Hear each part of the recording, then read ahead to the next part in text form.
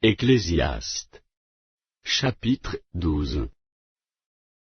Mais souviens-toi de ton Créateur, pendant les jours de ta jeunesse, avant que les jours mauvais arrivent et que les années s'approchent où tu diras, je n'y prends point de plaisir.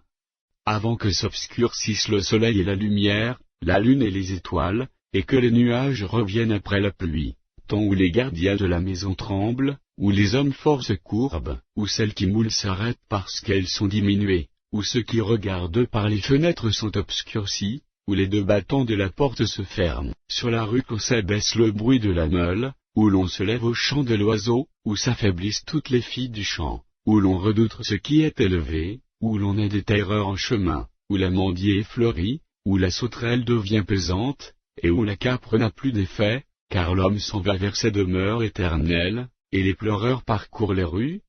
Avant que le cordon d'argent se détache, que le vase d'or se brise, que le seau se rompe sur la source, et que la roue se casse sur la citerne, avant que la poussière retourne à la terre, comme elle y était, et que l'esprit retourne à Dieu qui l'a donné.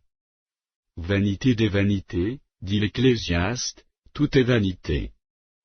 Outre que l'Ecclésiaste fut un sage, il a encore enseigné la science au peuple, et il a examiné, sondé, mis en ordre un grand nombre de sentences.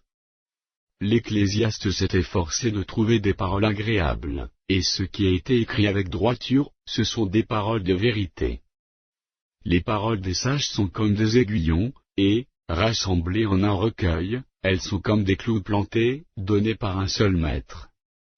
Du reste, mon fils, tire instruction de ces choses, on ne finirait pas, si l'on voulait faire un grand nombre de livres, et beaucoup d'études est une fatigue pour le corps. Écoutons la fin du discours, crains Dieu et observe ses commandements.